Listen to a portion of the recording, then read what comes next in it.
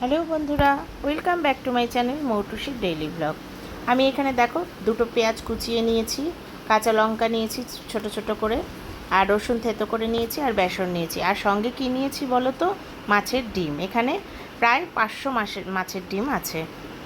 এইবার আমি পেঁয়াজগুলোকে মাছের ডিমের মধ্যে দিয়ে দিলাম। তারপর এক এক করে কাঁচা লঙ্কা, রসুন, বেসন সব আমি দিয়ে দেব। তোমরা এতক্ষণে বুঝতেই পেরেছো আমি কি রান্না করব। হ্যাঁ, আমি আজকে রান্না করব মাছের ডিমের বড়া।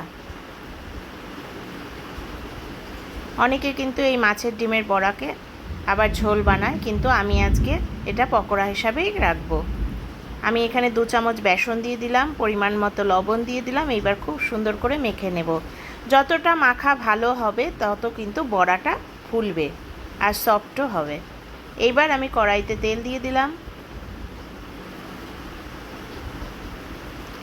তেলটা গরম হলে আমি এর মধ্যে বড়ার আকারে মাছের ডিমগুলোকে দিয়ে দেব।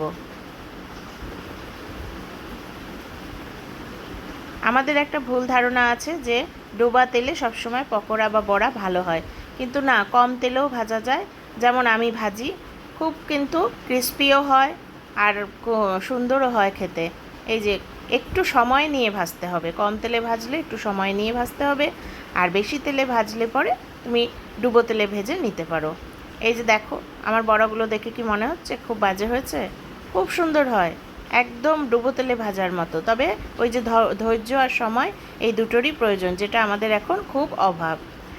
আর বন্ধুরা দেখো, এইরকম সুন্দর সুন্দর রেসিপি পেতে তোমাদের যদি ইচ্ছে করে তাহলে আমার চ্যানেলটা অবশ্যই সাবস্ক্রাইব করো, লাইক দিও, আমার পাশে থেকো। আর গরম গরম ভাতের সাথে এই বড়া কিন্তু খুব সুন্দর লাগবে খেতে।